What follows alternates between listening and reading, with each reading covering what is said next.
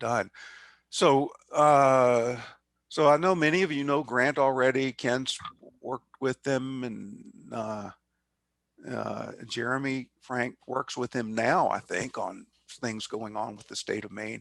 So, so Grant, I'm just going to turn it over to you. You got a slide deck. You're going to lead us through some ideas, and I think this is an informal group. We've got an hour and a half, and I would say just jump in if you've got something to ask Grant as we go. I'll monitor time, and if we start to get out of hand, I'll jump right in. But I think just let's have a good, healthy, vigorous conversation and take advantage of Grant while we've got him. So, okay, Grant, does that work for an introduction? Yeah, that's more than enough. Okay. Thank you, John, for the kind words, and thanks everyone for joining today and for the opportunity to share a little bit about the things that we do within our Forest Service Carbon Science Group in terms of international reporting, national state level reporting, and then some of the research that we do in support of that reporting and some of the U.S. commitments. So John, right now it looks like I need to, it looks like someone I just made me presenter. Okay, great. So I'm going to go ahead and expand this. And if someone can just give me a heads up that or a thumbs up that they see it. Looks good, looks perfect. Okay, great. Yeah, so as John mentioned, he asked if I would give kind of an overview, first of all, on harvested wood products and how we do things at the national scale.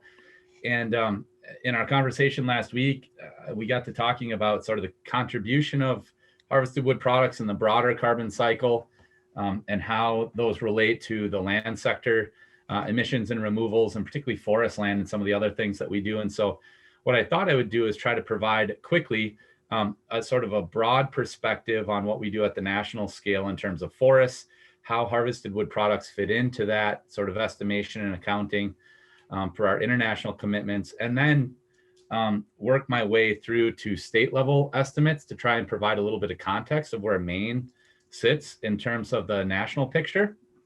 And then we'll take a deeper dive into harvested wood products. And again, as I mentioned to John last week, this is a really great time to be interacting with these state level groups. First of all, we're a pretty small team, and so partnerships are really an essential part of our work. And so in this particular case, this is, I'll say it now, and for the sake of, well, at the risk of being redundant, I will just go ahead and be redundant throughout the talk and ask if you all have information on harvest histories, on particular attributes necessary to compile harvested wood products estimates. Like John said, we're right in the midst now on dedicating a full-time staff person to really developing state level information that will facilitate our ability to better resolve estimates of harvested wood products, emissions and removals for the country, but also in turn actually provide even more information for states interested in the emissions and removals associated with state level carbon, and how best to track that between states as we've got imports and exports between states and with international partners. We're really trying to sort all that out and develop a database really of all the necessary inputs to compile estimates each year as part of our international commitments. And hopefully that database and the outputs that we produce as a result of this effort will be useful for states as they start to make individual commitments and develop greenhouse gas inventories at that state and sub-state level. So I'll just go ahead and start working through this talk. Again, yeah, please feel free to jump in wherever you have a question.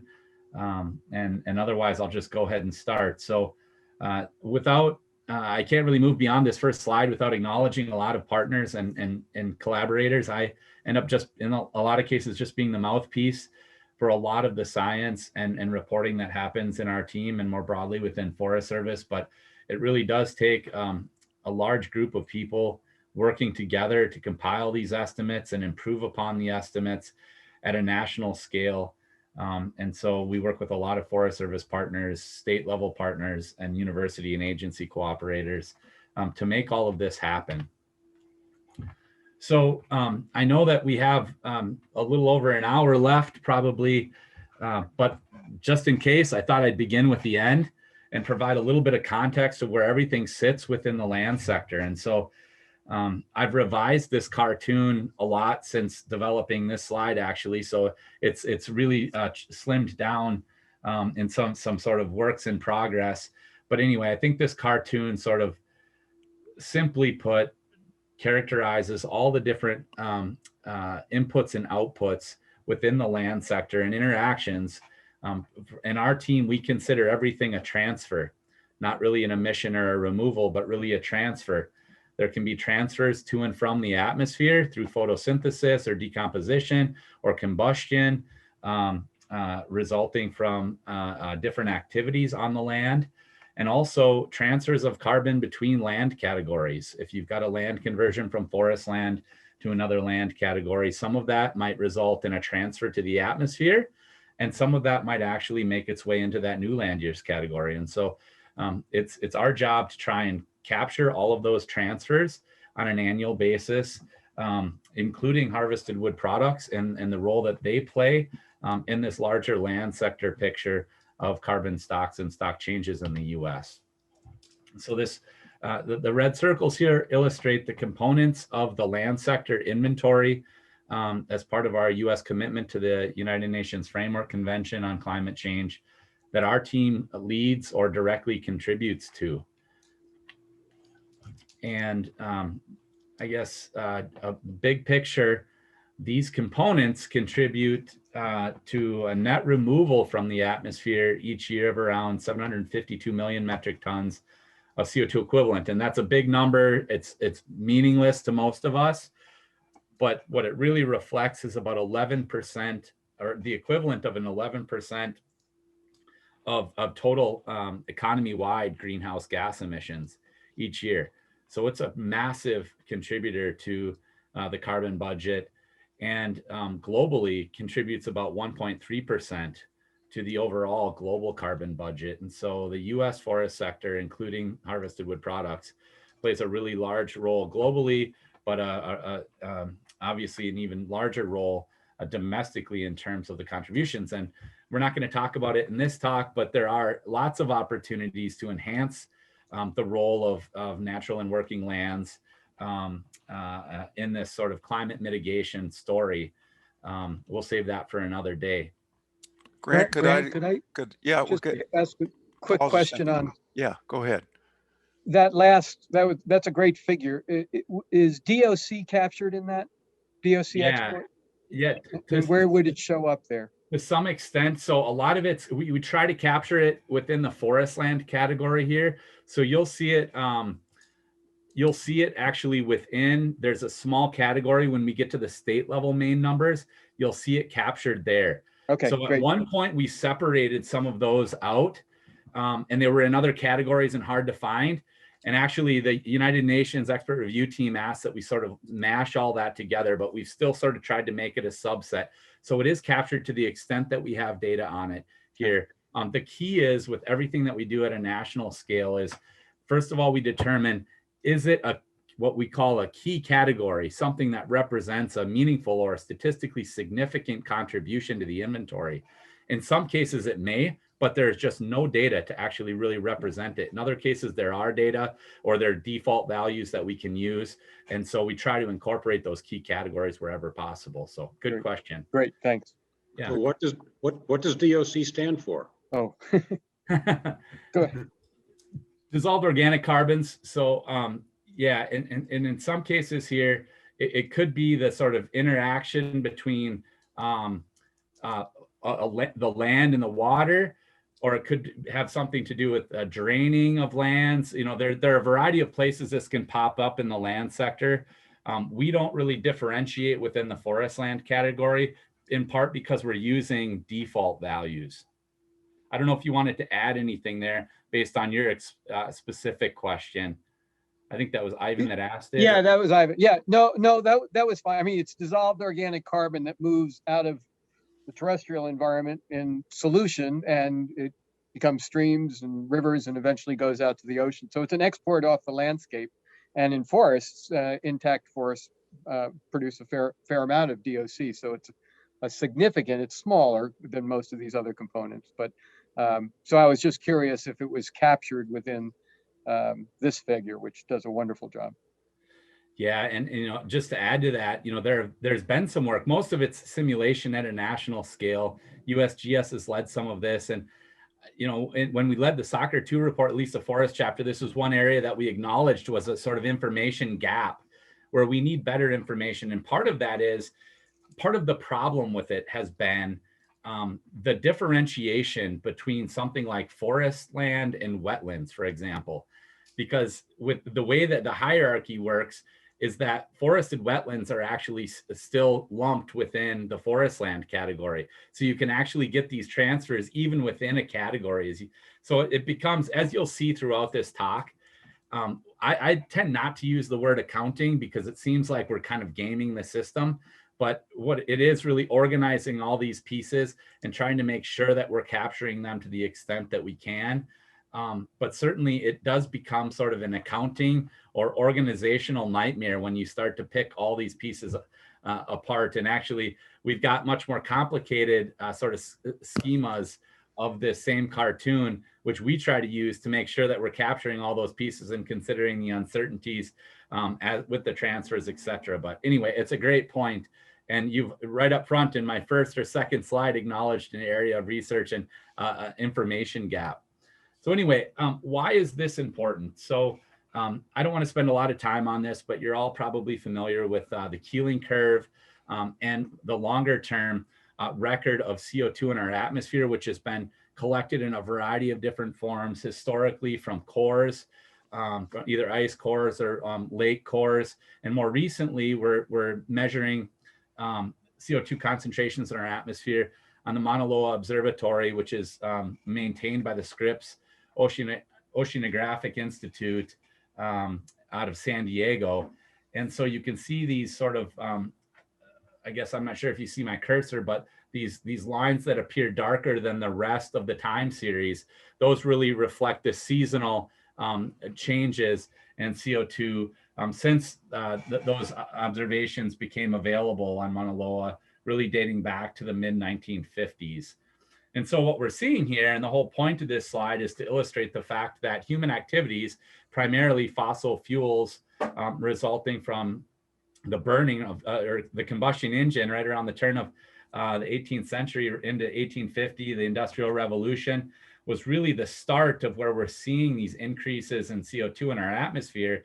And there's this sort of direct correlation between increases in atmospheric CO2 and human activities, primarily the result of burning of these fossil fuels. And you can see here, this is sort of a time series up through the contemporary and then a projection using the representative concentration of 8.5. And in this case, you can see that historically that was considered actually an aggressive pathway. And more recently, if you look at that, it aligns very closely with recent CO2 observations, which is a little bit startling. There was just that Chris Schwam paper in PNAS a few months ago documenting or illustrating that this, at one point, rather aggressive emissions pathway is actually aligned pretty closely with current concentrations. So anyway, we've got some work to do, I guess is the point. And this was acknowledged a long time ago. Some of the first carbon budgets were actually produced back in the early 1970s. But it wasn't really until the late 1980s, early 1990s that the international community came together and say, hey, look it, we need to start accounting for our human activities and how they might be contributing to changes, environmental and global changes, which are really serving as being detrimental or dangerous to the climate system and have negative impacts on human safety and health. And so it was really this that led to the United Nations Framework Convention on Climate Change, entered into force in '94. The US was an early signatory to that convention when it was ratified and is an Annex 1 country, which means that we're required to compile estimates of greenhouse gas emissions and removals each year from the year 1990 to 2 years before present. And those estimates need to be submitted on tax day to the UN. And then those are compiled collectively into sort of a global picture by the United Nations shortly after. So I'm happy to show this slide. I've actually taken it out of a lot of my talks over the last several years, but have just reworked the title a little bit with recent changes. And so this illustrates the United States nationally determined contributions set forth in, well, the first one set forth in Copenhagen, and then the more recent one was in Paris, looking at reducing emissions from 2005 levels, first by 17%, and the more ambitious reductions or commitment was to reduce by 26 to 28% from 2005 levels by the year 2025. So we're approaching that year 2025. We certainly have some work to do here. The only real note that I want to make here is part of the reason for that range between 26 and 28%. When this was established and we were working through our commitments, we were working really closely with State Department and the White House. The land sector team in general was trying to convey the uncertainty in the land sector and in particular, and that was part of the reason that a range was submitted rather than a single value like was submitted earlier in some earlier commitments.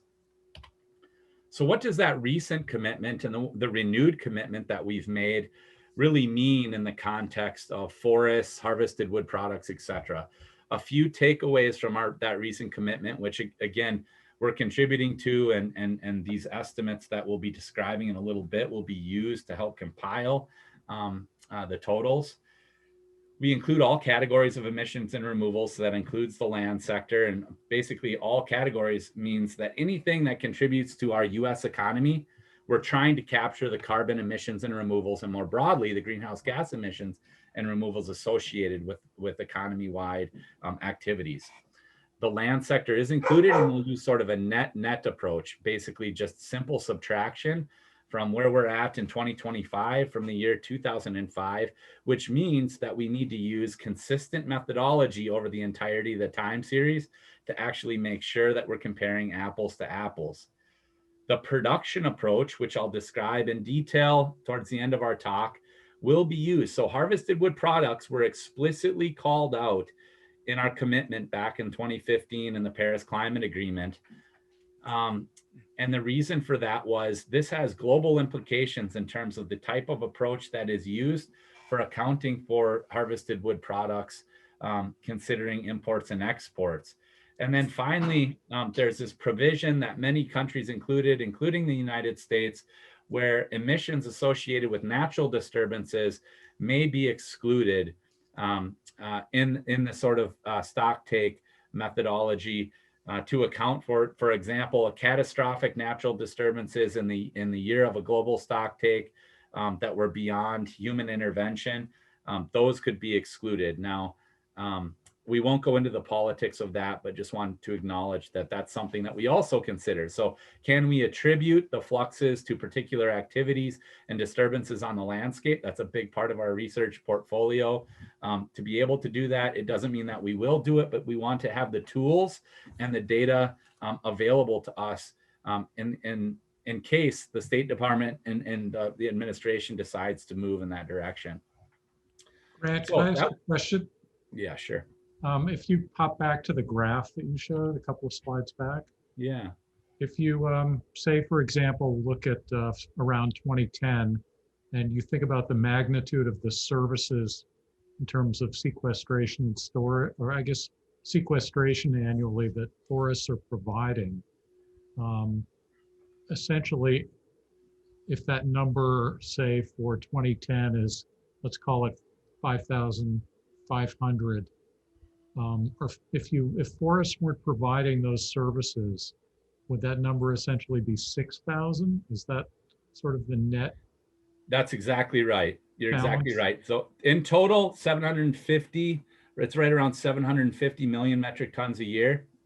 So you're exactly right. So you can, it ends up being pretty substantial. Now, another thing that I'm not going to get into in this talk, we'll save it for another time, is you can see that the emissions have declined since around the year 2000. And really, if you take a closer look, it's really from the year 2005 to present, you've seen a pretty steady decline in total greenhouse gas emissions, particularly CO2, because of some of the policies that were put in place or right around that time. They started to pay dividends about 5 years later. Unfortunately, the last couple of years, we've seen emissions start to climb just a little bit. Nevertheless, over that 2 decades, 15 years or so, and really since 2000, this decline we're seeing in total economy-wide emissions, you would think that if forests were at least being maintained nationally and production was the same, et cetera, that the contribution of forests would increase because the total was decreasing. Right. That hasn't been the case. And so that also shows that the forest sink strength has started to diminish a bit as well. And so, you know, this has come up. We've published on this in some recent papers. Other people are talking about it. So there are certainly opportunities here. It's really a portfolio approach that we need to take, I think, the land sector being a big part of it with lots of opportunity. But anyway, good question. Thanks. We're probably falling behind here, but so the mission of our team really is to advance the science monitoring and reporting of greenhouse gas emissions and removals on land with trees. So a lot of the work that we do started with forests, expanded to harvested wood products, moved into other land categories. And actually, starting in 2022, our team is actually taking over the official representation of land in the United States. And so stay tuned, but we've got a large agreement with EPA, working with NASA and USGS to start building out annual spatially explicit, spatially continuous data products over the entire time series of land categories and land change categories that we hope will really improve the transparency of what we're doing in terms of land use changes within the inventory, but also facilitate work at the state and sub-states levels, model intercomparison, and those will be published as research data products every year that they're developed as part of this greenhouse gas reporting responsibility. So where our team sort of fits into all of this is that we compile these estimates that I've just sort of broadly described. We hand those off to EPA, who coordinates this national level report. EPA finalizes it. The document is blessed by the State Department and then sent on to the United Nations, like I said, every year, right around tax day, if not before. So the whole point of this monitoring and science effort is really to help land managers and policymakers evaluate existing practices and policies and to inform future activities. So this big report is really a policy instrument.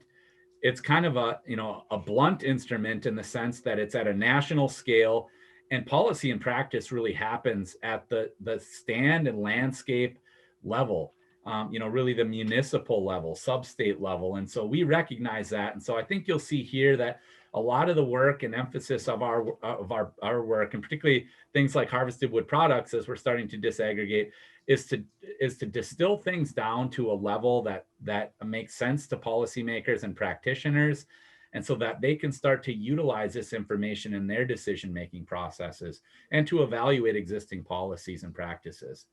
So as a result of all of these reports that we contribute to as a nation and as a Forest Service entity, we end up working with a lot of other entities. As John said, we've contributed to a lot of the guidance around greenhouse gas reporting and contribute to a lot of other state, national, local reports, as well as lead a pretty active research program in support of all of this.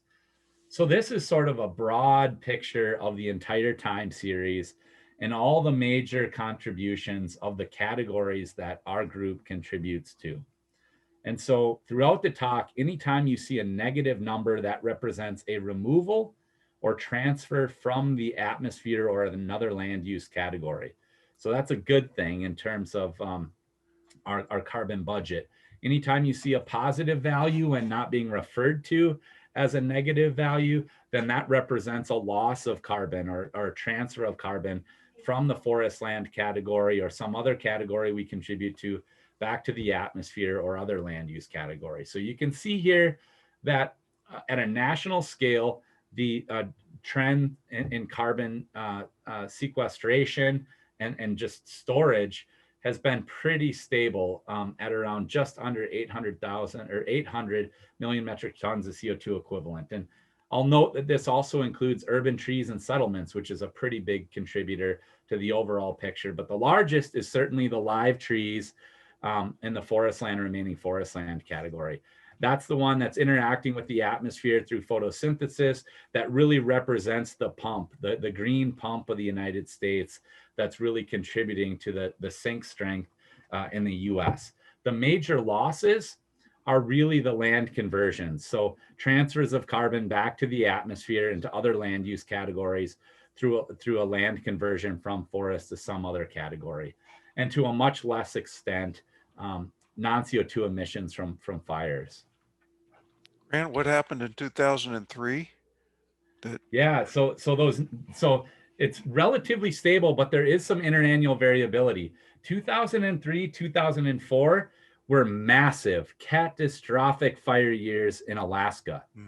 And so those contributed to massive emissions. You know, in the state of Alaska, we're talking about something on the order of 29 million hectares of forest land that we include that are considered managed.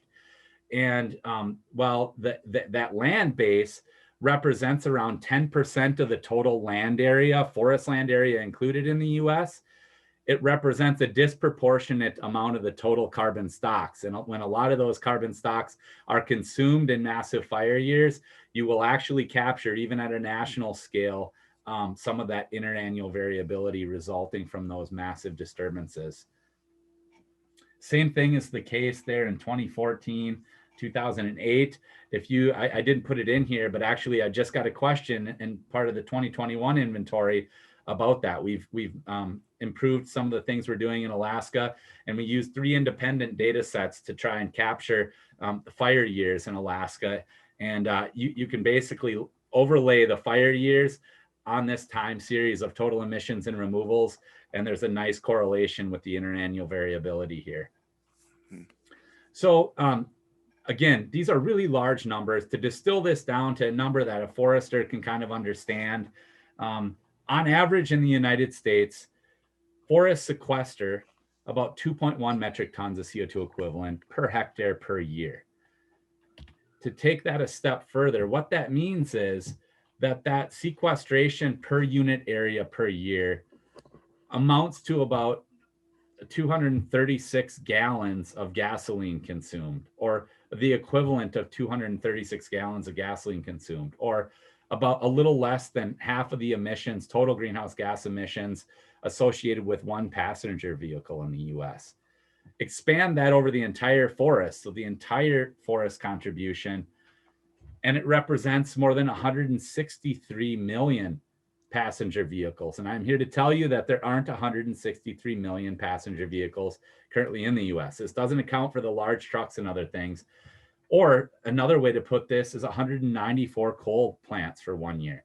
So again, the contribution, while we could grow that contribution, it can't be understated, the contribution that forests are currently making to our US carbon budget.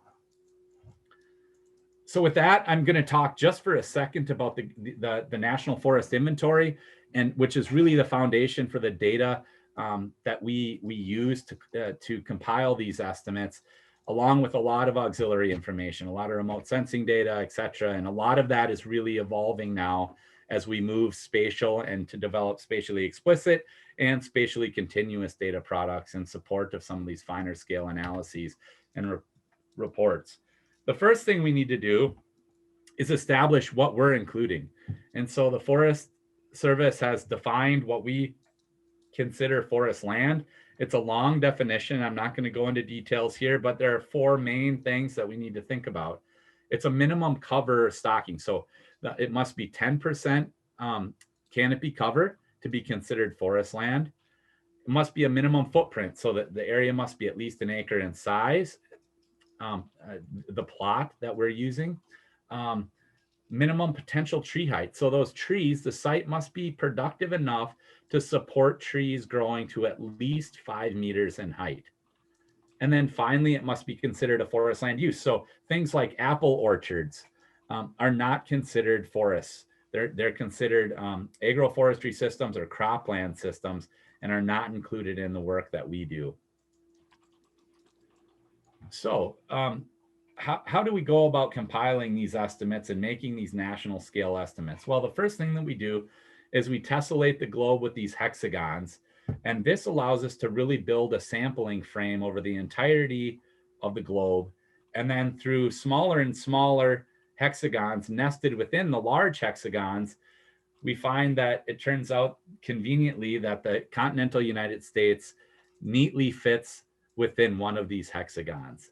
Within that, you might be able to see it. It's not a great graphic, that there are smaller hexagons distributed over this and smaller hexagons. This represents the sampling frame that we use. And so what we do basically is through a pre-field process using NAPE imagery, National Agricultural Imagery Program imagery, we classify forest from non-forest. So using the best imagery available, coincident with the year that we're out collecting information, we establish a forest, non-forest map. That's really the first level of detail that we go to. That's done in the office.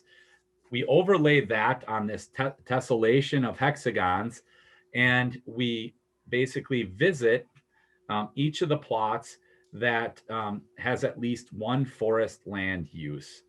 Each of the plots represents approximately 2,400 hectares on the landscape.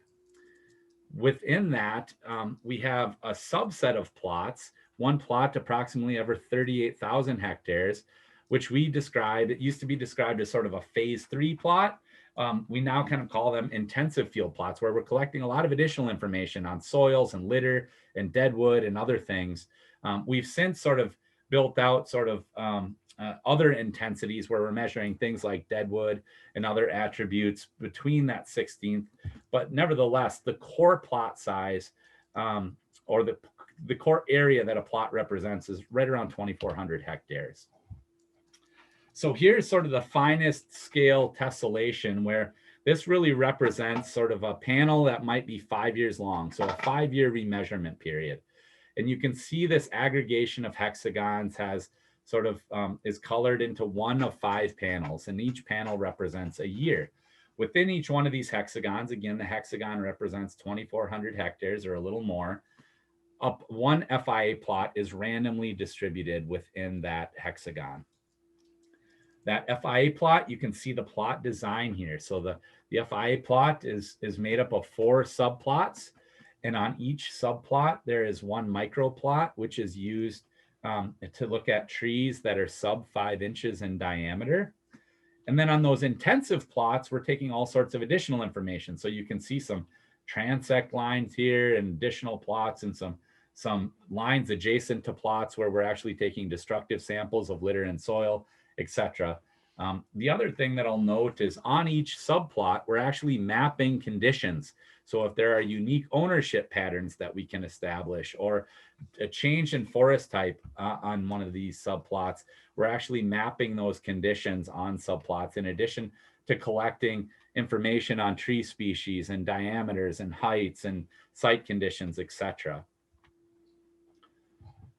So over the entirety of the continental US, there are a little over 130,000 plots with at least one forest land condition. So this is a map with the distribution of FIA plots. You can see that it's a pretty nice representation in Maine, well covered in Maine. And then more broadly, for the work that we do, where we're actually considering land conversions, we not only use those forested plots, but we also use the non-forest plots, where we're making a call in the office based on high resolution imagery on the land use call, and where there's a change in land use over time. So we're using not only those forested plots, but really all 316,000 plots in the CONUS. And then there's thousands of plots, of course, in Hawaii, in Alaska, that are also incorporated for our, a 50-state analysis. For our purposes, I'm going to gloss over a lot of the measurements and just say that the key attributes that we're interested in are to make estimates of above ground live biomass, below ground biomass, deadwood, litter, and soil organic carbon. So we're taking information from those individual plots and then using models as well as default values and other things to convert those attributes that we measure on plots to things that are meaningful from a carbon perspective in these 5 broad categories. So that's about the extent of the inventory. This is sort of a picture and illustration of the 48 conterminous states in the US and their contribution by carbon pool to the sink strength in 2018. So you can see there's some pretty big winners, places like Alabama, Mississippi, a lot of the southern states, and some of the major forest states in the Pacific Northwest, like Oregon. But there are also some states that aren't doing quite as well in terms of the overall emissions and removals. And most of those, in fact, all of them fall in the Intermountain West. And another way to look at that is just geographically. So again, a positive value here represents a loss or a transfer of carbon from the forest sector. And you can see that several of the Intermountain West states are actually net sources of forest land carbon each year, driven in large part by disturbance, slow or no regrowth following disturbance. But that for the rest of the United States, the coasts and the southern US in particular is a really strong net sink. So now that we've sort of given you a national picture and the role that forests nationally play, we're going to distill some of this information down into a state level. And some of you may have seen these resource updates. We've been publishing them now 2 years, right? And they come out right around the same time that the greenhouse gas inventory comes out. We're already working on the 2021 submission and dashboards to sort of purvey additional data and data products associated with the analyses that we do as part of this resource update. So the update is really represents a brochure of just a big summary of all the things that we do in the greenhouse gas inventory, which ends up being like 800 or 1,000 pages. We distill that down into 4 or 5 pages. But then this last year, we've included sort of an appendix file, which includes hyperlinked state links, where you can actually go into a state and find the same table and estimates at the state level formatted in exactly the same way as you would find them for the nation in the greenhouse gas inventory. So in this case, we'll select Maine. And you can see this is just an example of the kind of time series information you can obtain from these resource updates for the state of Maine. You can see that Maine is a net carbon sink, and that sink strength has really increased over time since 1990, both in terms of the overall sink strength, but also the majority or the major contributor here, not surprisingly, is a live tree carbon. So pretty strong sink. Your stocks continue to go up. In this case, you can see that really, in a lot of cases, soil carbon there's a loss of soil carbon, and that's driven in large part by land conversions, even modest land conversions, because we don't see a lot of accumulation in soils. Even modest land conversions lead to soils being a net source. And people always scratch their head about that. Again, it's one of these things. There's all of these transfers happening on the landscape. And in fact, just before this call, there was a representative from Arkansas giving a talk tonight. We got a request from a congressional staffer saying, what were the total emissions from deforestation in the US since 1850? Well, that's not an easy question to answer. And it's loaded. He wanted 3 or 4 bullet points. The reality is it's complicated, right? Because not everything represents an emission. There's a lot of carbon that ends up getting transferred from the forest land category into the cropland category through windbreaks and other things, or even into the settlement category. And to the best of our ability, we try to capture that and avoid assuming that it's a loss to the atmosphere unless we have no explanation for where it might have gone otherwise.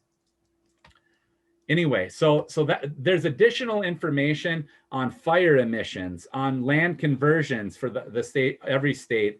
But what you won't see here that you do see in the national level reports are estimates for harvested wood products. So right now, the information that we use is national scale for harvested wood products, which really limits the disaggregation. In a lot of cases, we can disaggregate because we've got fine scale information in the forest sector.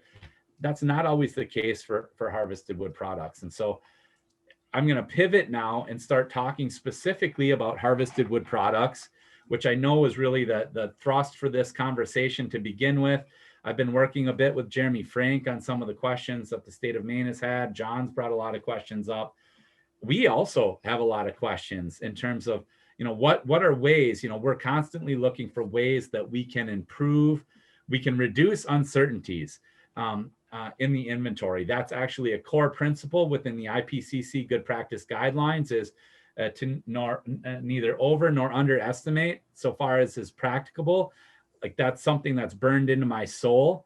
We're always trying to reduce our uncertainty, improve our precision wherever we can. Sometimes that means just making investments in collecting data. In other cases, it might mean making investments in new and novel approaches to actually model certain attributes or mechanisms or processes.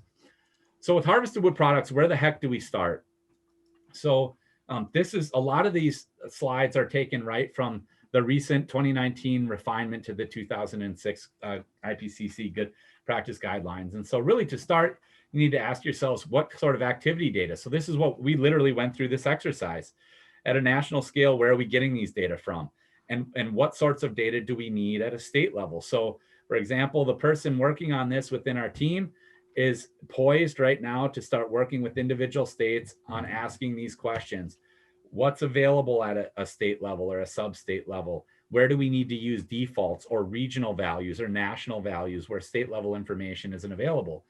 One of the things that you'll see as we move through this harvested wood products portion of the talk is that, unlike the forest sector, where we're really focused on this period of 1990 to 2 years before present, we know that the year 1990 doesn't represent the start of forest growing, but that there's this long legacy of activities that led to whatever the forest condition was in 1990 and thereafter. So there's this sort of legacy effect, but we're not actually trying to quantify that over the entire time series from, say, the year 1900. In the case of harvested wood products, we actually are. So we need to understand how much of the wood that was cut in the year 1900 and is still being used or is still stored or captured in wood products. So it becomes much more complicated at a national scale. But then when we start to disaggregate this at finer scales, you can see the complexities, or I hope I can convey some of the complexities, but also the opportunity. I think this represents a massive opportunity to reduce our uncertainties and really provide states with really powerful and useful information to say something about their forest products sector and the contributions that sector is making overall to the carbon budget within their state and nationally. So within this, if you work through the box and arrow diagram, you end up at one of these three tiers. So at a tier 1, that's basically where you're using default information from the IPCC guidelines or UN data. There's FAO stat information that's compiled, contributed by every country in the US that's an Annex 1 country, or that's contributing in some way to United Nations Framework Convention. And so right now, in a lot of cases, that's what we're using is FAO stat data combined with a lot of course assumptions and then country specific information. So in the US, we really use this sort of combination because of the number of inputs from tier 1 all the way to tier 3 at a national scale. What everyone is striving for is sort of this tier 3 approach, where it's country specific, it's very specific geographically, because as you can imagine, even within a state, so I live in Minnesota, the wood products industry in Minnesota, in the southeastern portion of the state, there's a lot of fine hardwoods. In the northeastern part of the state, it's pulp and paper country. It's spruce fir. In the middle, we've sort of got this transition where a lot of that wood is used for lumber.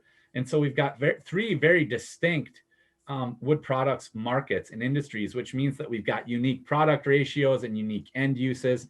So it's not easy even to paint with a broad brush at the state level. There are going to be really unique product ratios even at the individual state level.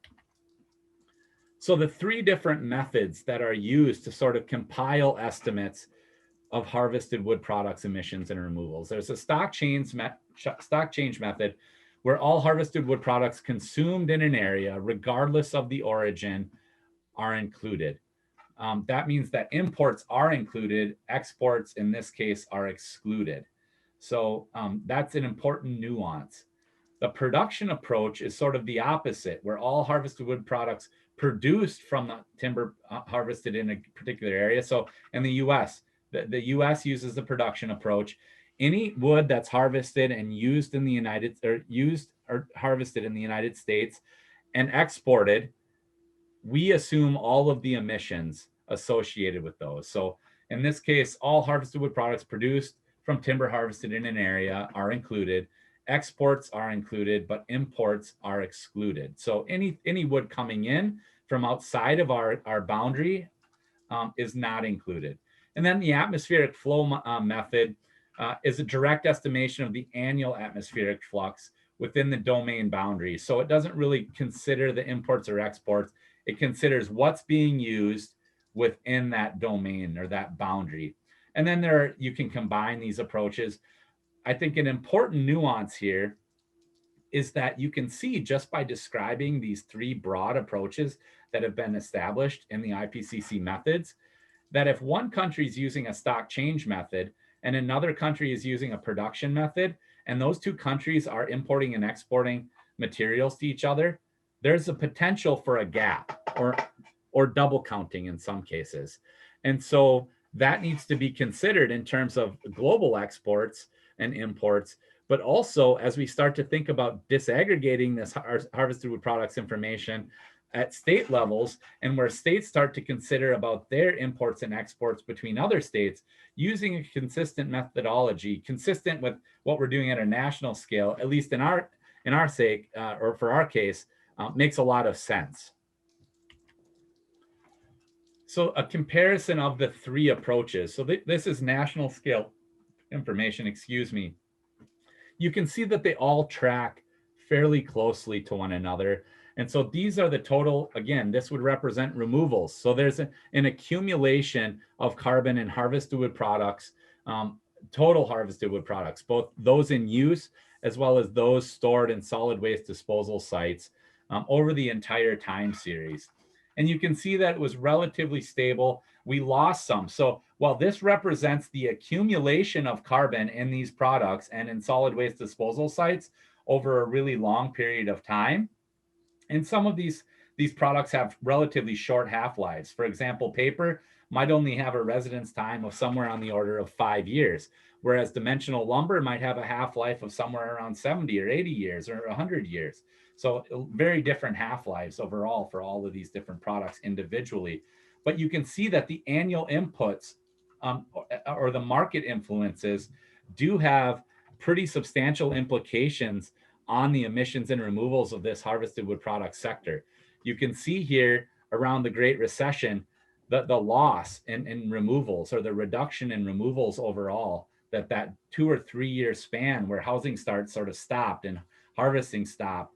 You know, we saw this decline in the contribution of harvested wood products, but I'll tell you, we also saw an increase in the contribution of the forest sector more broadly because emissions associated with automobiles and other things. The economy was depressed, and typically GDP is closely correlated with total CO2 emissions. So when we see the GDP go down, generally we see CO2 go down, whereas fortunately the forest sector was actually maintained or increased. On fire. Yeah.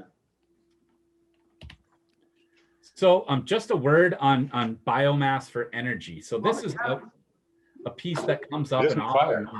Sun reflecting off the glass. Hey, Cy, could you turn your mic off? Sorry. Yep. Thank you. So you can see that in this case, there is sort of, again, a system boundary, if you will, in terms of how the biomass for energy is accounted for. And this is another sort of nuance in total reporting. A lot of times, because it's not immediately obvious where we're accounting for the biomass for energy in the forest land cat or the land sector, because that it's biomass for energy, that's actually characterized over in the energy sector. And so in the same way that some of the waste associated with harvested wood products ends up in the waste sector, not the harvested wood product sector. So again, those are accounting nuances or reporting nuances that are out of our control, but certainly are important in terms of telling the whole picture and making sure as you all start thinking about what you use and how you incorporate these things and how you're sharing this information and thinking about it, it has implications, so in most cases, when biomass is used for energy, we consider that instant oxidation. So it's a loss to the atmosphere in the year that it was produced. But who accounts for that? For example, if there's a European policy that basically says we're going to import a lot of North American biomass for energy, and we're using the production approach and they're using the production approach, essentially we're assuming the emissions associated with that wood being burned for energy in the UK or in mainland Europe because of the way that we account for things using the production approach. So you can see that globally, this has important implications in terms of what the end product use is. Is it an export? Is it an import? And also in terms of carbon and climate policy, it has important implications. So I've talked a bunch about this production approach. Here's another sort of graphic representation of how we're accounting for this. So this light gray line here that I'm sort of tracing represents sort of the United States boundary, or the harvested wood products system boundary. So in other words, we're really accounting for the emissions associated with wood harvested domestically that are exported and in use in other countries, along with the domestically produced harvested wood product that are in use domestically. What we're not including is any wood imported to the country. That needs to be accounted for in another country. However, if another country is exporting wood to the United States and they're not using the production approach, you can see that there's this opportunity for a gap in terms of who's counting that, who's accounting that. And so it ends up being a little bit of an international political hot potato in terms of who's holding on to the carbon here and in terms of energy policy, et cetera. Anyway, so that's sort of the approach that the United States, and for that matter, pretty much every other Annex I country in the world has agreed to use the production approach. And that agreement is really unnecessary. The exception has been Australia, who's really focused on using the atmospheric flow approach, where, remember, essentially that means that they're accounting for all emissions within their system boundary, whether it was an import and export or harvested domestically and utilized in the country. So classification of wood products. Now we're going to start to jump into what kind of information, what inputs do we actually need to start compiling estimates of carbon stocks and changes in harvested wood products. So it really starts at that harvest. So the felling, what's happening to that material? How are we disaggregating that? In a broad sense, we break that down into two categories, roundwood and slash. From there, we break that roundwood further into industrial roundwood, fuel wood, and charcoal, and so on and so forth. We break this into finer and finer categories. The finest categories that we go to right now at a national scale are really sawn wood, wood-based panels, and paper board. Now, from there, we've got all that input information. This is really where the calculations start to happen. Ultimately, what we want to end with are the emissions and removals associated with what's in this red box here, the products in use and the products in solid waste disposal sites, so landfills and dumps. To do that, we need to start with that harvest data. And so this is, I'm going to say it at risk of being redundant, as you start to see, and if any of these data resonate with you, or if you're aware of data in the state of Maine that might be useful in compiling these types of estimates, even if it's only for one part of this box and arrow diagram, that's useful to us. If you're willing to share it, if you can share it, I understand at the state level, some of the TPO data is not available in disaggregated form. Understand that, and we're working with Jeremy to try and get what we need to do this to help the state of Maine out in this regard. But we start with the harvest data. So this could be archived harvest records. Remember, this is the piece, and actually this is one of the hardest things to get in a lot of states. So we just did an analysis, piloted this whole process in the state of Washington. we were looking for harvest information back to 1900. We had a couple different records that obviously there were gaps. And so there was some imputing and some other things that needed to happen to develop and build out these harvest records. But there are a lot of different sources for this information and where you can get that information. And then ideally, we want to try to break that information out into categories as far as is practicable. Again, these categories that sort of relate back to some of these broad categories that we ultimately lump things into. So that's the first step. And so you can see here is an example of a time series based on timber sold and harvested for a national forest system from 1905 to near present. Once we get that harvest information, we need to break things out into those primary product ratios that I just described. And to do that, this is where state level information becomes essential. We've got some default information that we can use by region, but we know that markets change over time and these things change. It's not static from the year 1900 to present. Markets and utilization really change over time. And so we want our estimates to be as sensitive temporally as they possibly can be, and also as spatially resolved as possible. So in this case, this is where we've really been beating the bushes in states and where we intend to really start reaching out to state partners to find information that will help us develop these primary product ratios.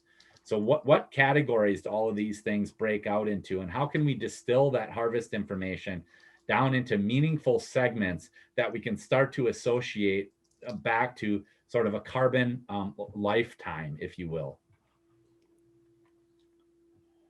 Once we've got that, we then need to convert those products into that carbon number, like I said. So in this case, there are some defaults that can be used for broad products based on hardwoods and softwoods, certain types of material, etc. And again, this is a spot where there are some defaults that can be used, and we use them at a national scale because we can't, right now we don't have the disaggregated information. So this is an area, again, where we see working with individual states and sub-state entities to resolve this information will really improve the resolution and reduce the uncertainty in our estimates. Right now, the assumptions here, or the broad sort of paintbrush approach that we're taking here, is just not sufficient, and we need to better disaggregate this to the extent we can.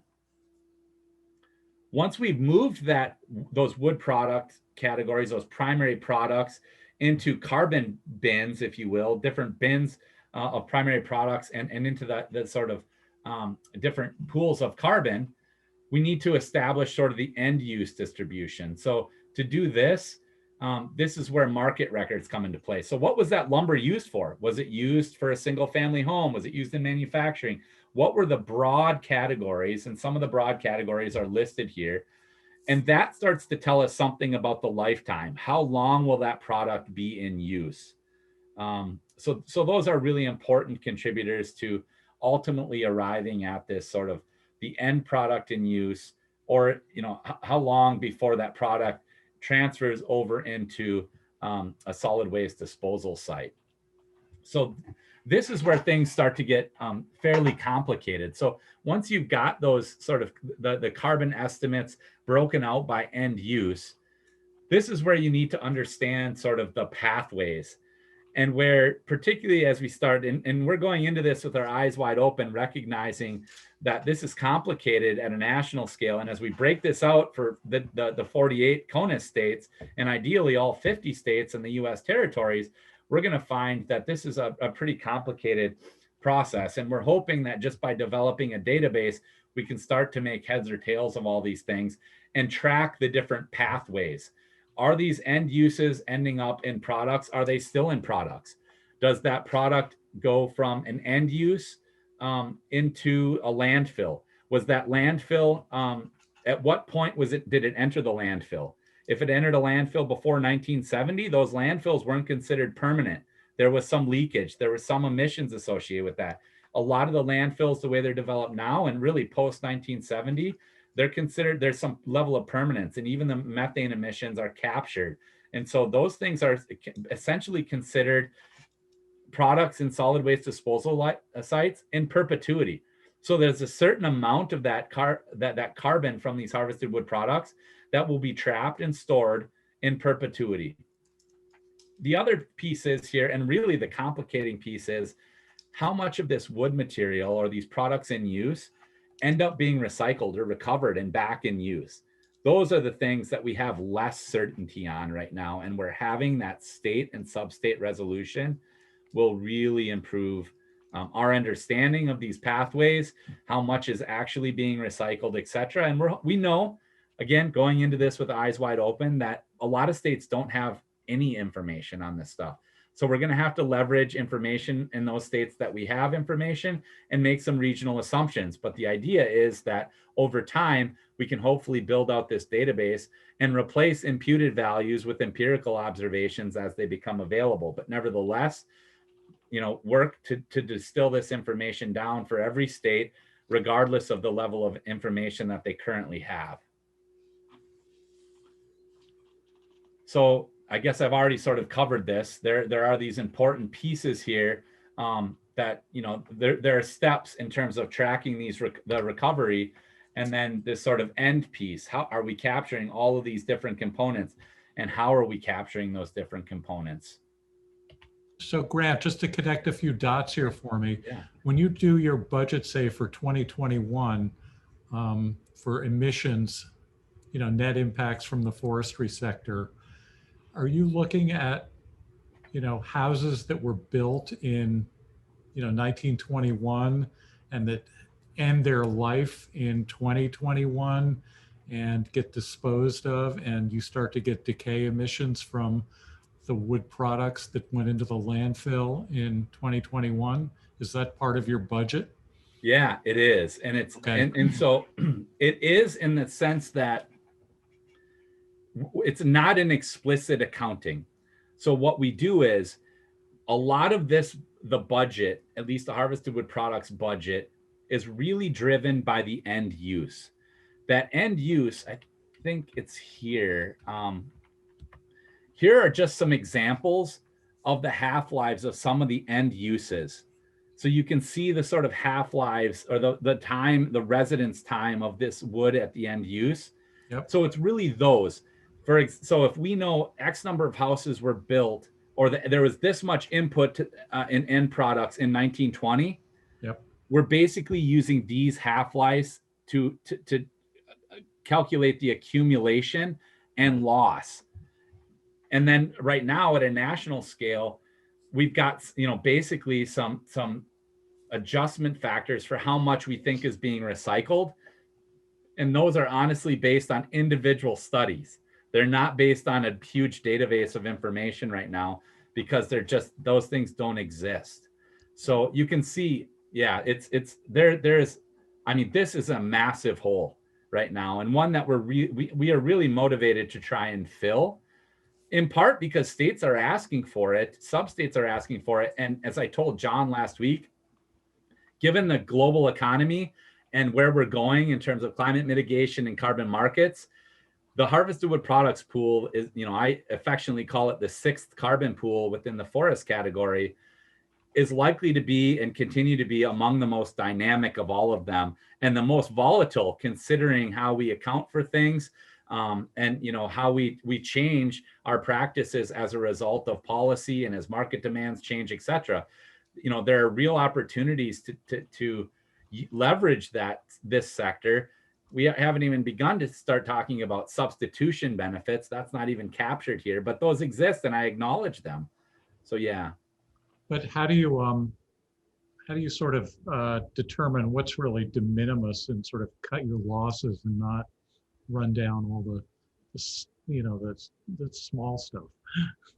That's what ends up, and I'll just be honest with you, Tom, in a lot of, so what we end up having is we've got these really broad end use categories, which a lot of things end up there. And then we've got this other category basically that has this like infinitesimally small tail, where anything you can imagine ends up there, because again, it ends up as being maybe not a key category, but we want to try and do a complete accounting.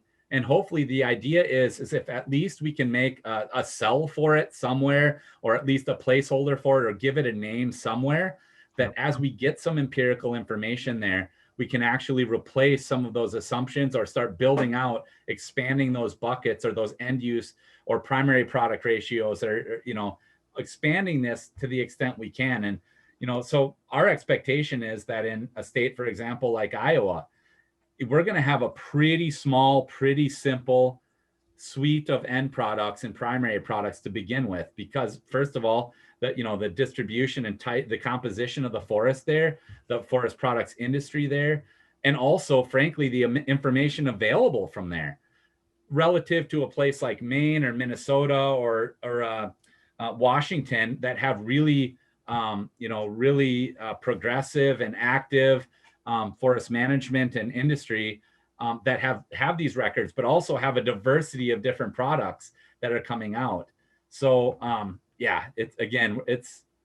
we've dedicated, I would love to dedicate more than one FTE to this, but right now it's, that's more than we've had. So I'm pretty excited about that to see where we can take this.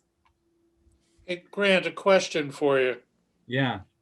So going back to that figure that you showed, the line graphs that show that in 2008, with the housing market going down, that storage and product went down significantly. So what happened on the storage in the forest side in that year? Did it go up by an equivalent amount, or did it go up by more, or did it not do anything? Yeah, so that's what I was saying. We did see a modest increase in those couple of years in terms of the sink strength, because basically what ends up happening in the total accounting is, so the harvest is correlated, so that represents a net loss in the forest sector, right? That's a transfer of carbon, some of that to the atmosphere through decomposition and on slash that's left on the floor. Some of it represents a transfer over into the harvested wood products pool. So in cases where that wood's left on the stump, that represents, a store. Maybe it's not sequestering a lot of carbon. In some cases, it's geographic. So maybe the contribution of that wood on the stump, wasn't massive or wasn't large, but at least it wouldn't have resulted in a debit against the forest category because it was a loss of carbon from the forest sector. So we did see modest increases there that were sort of a concomitant increase in the forest sector with the decline in the removals that we were seeing, before the Great Recession, for example. Yeah. So was the increase in the forest greater or less than the reduction in stored product? What was the net? That's a great question. I haven't done the math. It's a good question, but also, so there's these nuances, because part of it is like the efficiency factors here. You'd be surprised how little of the wood actually ends up in harvested wood products. It's somewhere on the order of 50 to 60% in some cases. And in cases where it's higher, a lot of the higher efficiencies, that material ends up as sawdust. So it's almost like wood fuel, where it's like almost instant oxidation in a lot of cases. So, but unfortunately, I'm sorry, and I don't even want to speculate on it. I haven't done the math on that. Although, other tthan that big fire year, the net line looked pretty stable, right? It is pretty stable year to year. It's pretty stable. And, I'll acknowledge that part of the reason for the stability is we're dealing with a lot of data. And so it takes really catastrophic events to even move that interannual variability a little bit. My expectation is, so part of that also has to do with the way that we're compiling the estimates, where we're stratifying the estimates to reduce some of that variability or increase the precision. And so one of the research areas that we're currently working on is how can we better disaggregate annually this information and move spatially to get at some of that interannual variability and better attribute that interannual variability to particular activities on the landscape. So I'm not sure right now. My expectation is that we are going to see more interannual variability based on some of the investments we're making. How much it's really unclear, but it was evident to us. So basically 2 years ago, we started including interior Alaska, which led to an addition of about 24 million hectares of forest land. The losses that you're seeing there have very little to do with above ground biomass. the losses are almost entirely from litter and soil organic material and due to fire. So there's so much organic material stored in those interior forests in Alaska. A lot of that ends up getting consumed. That's where a lot of the loss was.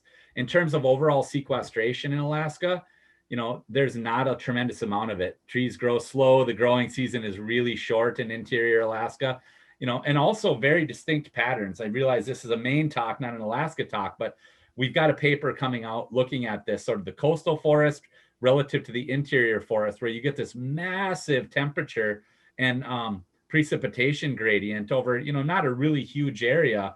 And the changes both in terms of structure of the forest, but also the biomass and how the carbon is distributed across those different carbon pools is pretty interesting as well. So anyway, yeah, it's those fire years, it's shocking the contribution that they made. And obviously, again, it's from a policy perspective, it's important to be thinking about that. I'd like to offer some conjectures from spending a lot of years working with some of these kinds of numbers. I think you sort of put your finger on it at the beginning that you want to do estimates where you can have confidence, where they can be accurate. And there's a trade-off between how confident you can be and how much it's going to cost to get you that degree of confidence, and then how often you really need these numbers. And I'm listening to annual all the time. I think it's a mistake to get obsessed with annual, especially when you're first doing your first benchmark. I'd rather see you have a thing where you could tell us, we're pretty confident that this number is good every 3 years, then I have lousy numbers every single year.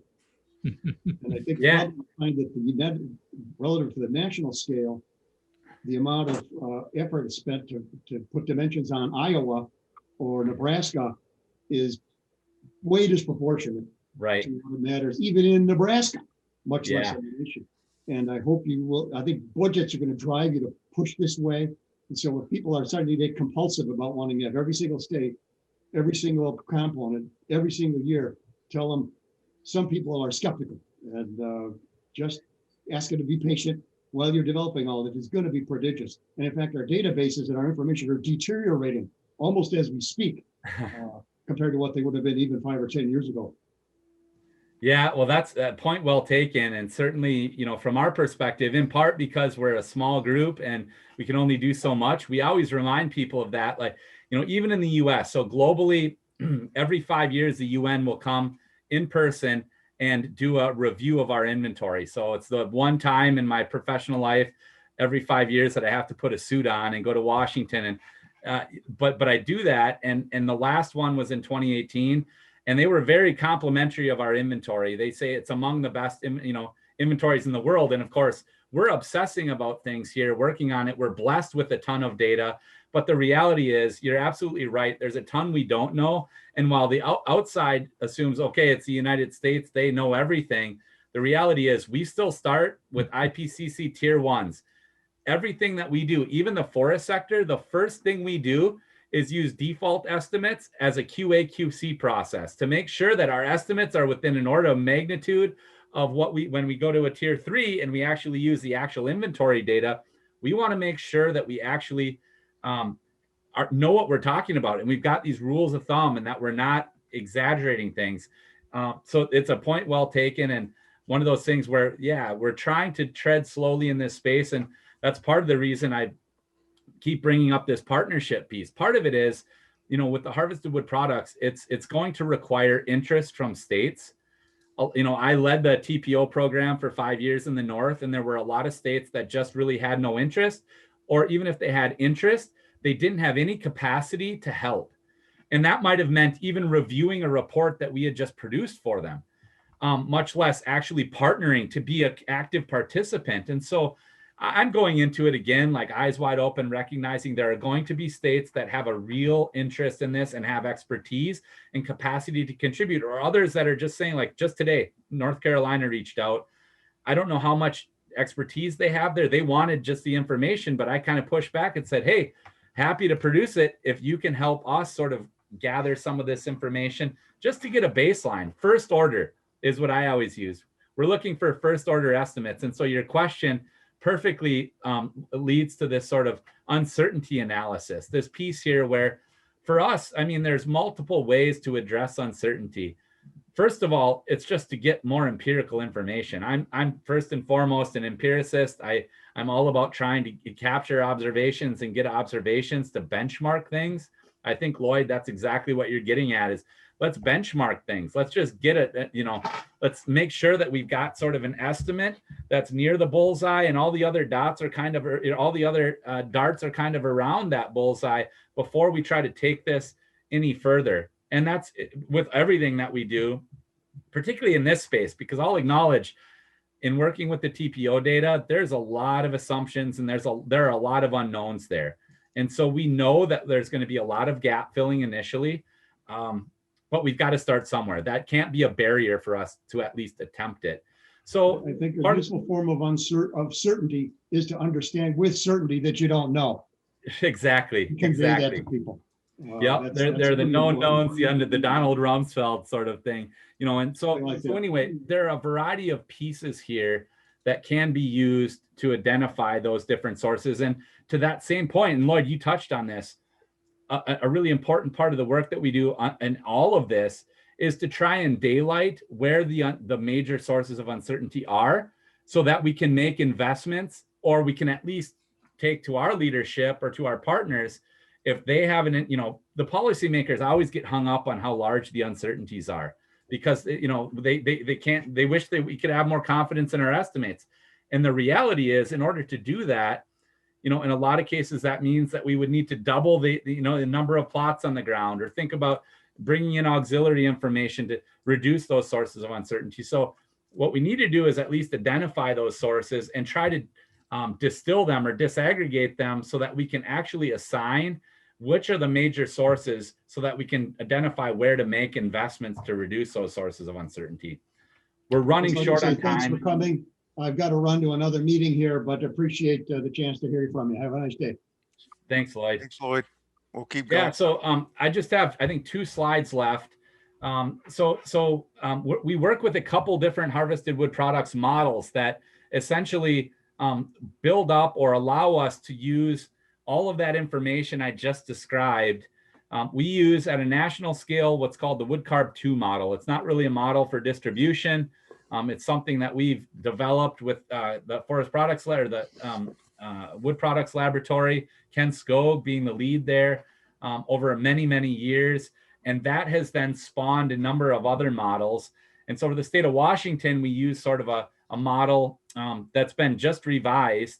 We just started using it, which again is based on the production approach, is pretty simple to use and produces a lot of nice output. So those inputs are key as sort of a first step. And then the modeling at the end. The hard part with this harvested wood product stuff is getting all of the necessary inputs so that you can run these models, or you can do the arithmetic independent of a model.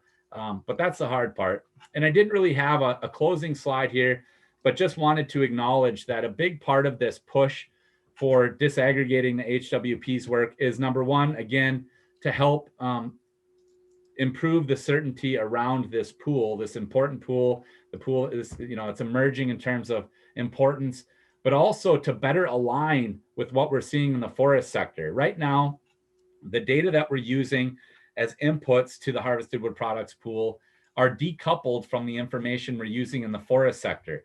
We want to bring those together. These things are integrated. They need to be working together. And we hope that by disaggregating this information at a state and sub-state level, it will allow for this sort of better, more systems approach to understanding how this carbon is being transferred within the land sector and between these different categories.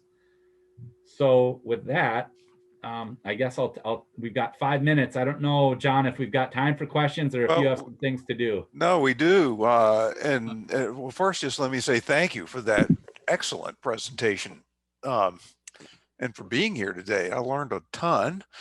And so if anybody, you know, Grant, if you can stay with us a few more minutes, let's just open it up for questions. I've got a question I would have is, maybe you covered it already, but at the national level, is there a ballpark number for the percentage of the annual consumption of wood products, of the annual harvest that actually turns into wood products and stays sequestered?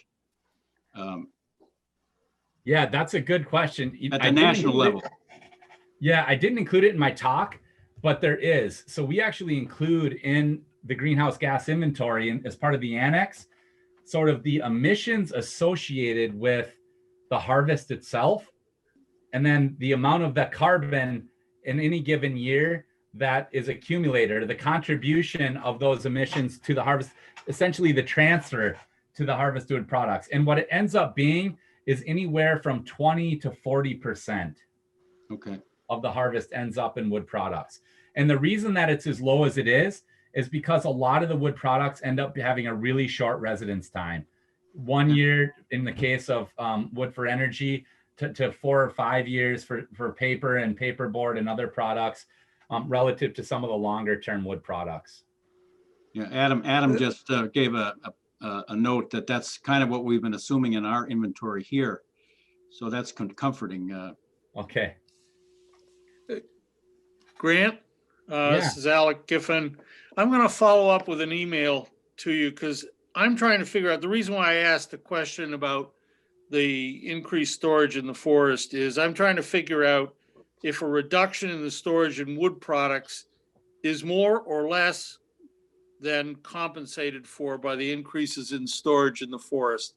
And as you may be aware, in some of the states to our south, not really far south, there's this raging debate over whether or not harvesting wood is a good idea from a climate perspective. So I'm trying to get a handle on that. This angle is different than what I had thought about using previously. So I'll be in touch. Okay. And I won't, as a Fed, I can't really wade into the debate. I try to, I can be, I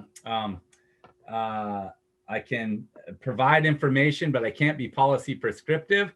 So, but what I will say in that regard is it kind of relates back to Denny's question and Adam's sort of confirmation there in terms of, if we're seeing a harvest of, say, of whatever 100 metric tons per hectare, if we assume that 40% of that ends up in wood products, what percentage of that ends up in the forest? That gives you some sense for, you're never going to have a larger increase. It can only be a fraction of or proportion of. The question is how much of it, and part of it is geographic, right? Some areas utilization, depending upon the size of the trees and the markets, there's more, they're utilizing things down to a few inches in diameter. Whereas in other cases, those markets aren't as, prolific for those small diameter material. And so more of it's left in the forest. So it's sort of a question of how much actually makes it into that harvested wood products pool versus is left in the forest, et cetera. So yeah, but follow up and I'd be happy to share some more information with you. Yeah, and of course you have to take into account substitution benefits too. Yep. So one comment about that. When you figure this out, Alec, if you could report back, I think a lot of us would like to hear what you come up with. yeah, well, there are other sources that clearly say that once you take into account the substitution benefits, Right. that if most of the stuff is, or a high proportion of it is going into long life wood products, it reduces atmospheric greenhouse gas levels. So I'm just looking to see how this information stacks up. Yeah. But the key there, and Grant's probably going to say it, is you gotta make sure the boundary is consistent, right? Because otherwise, you're wasting what we're doing is we're talking about stealing stuff away from the industrial pool. Yeah, by making that exactly. argument. And it ends up leading to just leakage and other things where you think it's a substitution, but they just end up using, So the system boundary is really important.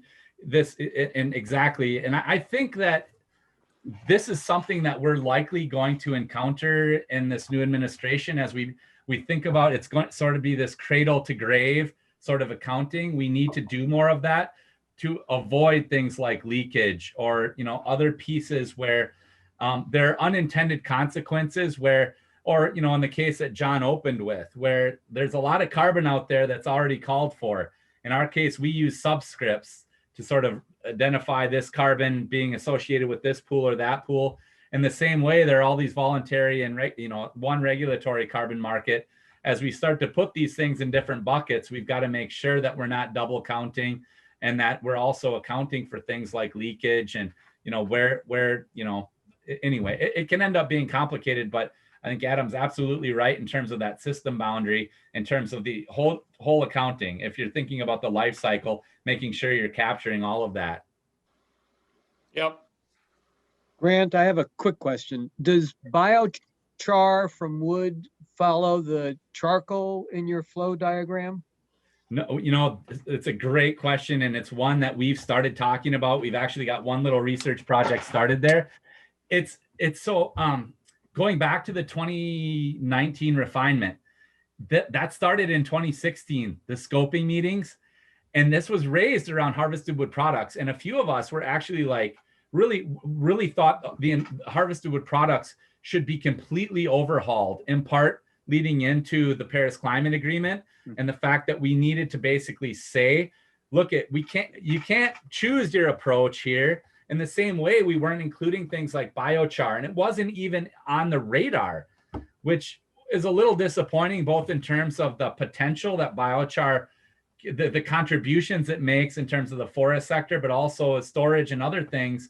And that was obviously an argument we didn't win. There wasn't enough of us that really supported it. What I will say about the harvested wood products piece is that nothing came out of those scoping meetings in terms that ended up a complete overhaul in the refinement, but it ended up that the early comments, government comments, led to a much bigger revision to the 2006 guidelines than was initially planned, which was sort of heartening given some of the early scoping meeting conversations and heated conversations. It was one of those, I'll be honest, there was a lot of policymakers there from Scandinavia and Eastern Europe that did not want to change things, because there is this opportunity, hesitate to say this, to game the system basically, and take advantage of things, but that's the reality. I hate to say it. So again, thanks. Yeah. Okay, any other, going a few minutes over, anything else? Any last?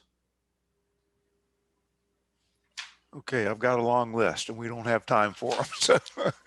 So I guess we'll bring this to a close for now. And I'm sure Grant would be happy to, if you emailed him, if you had questions to follow up.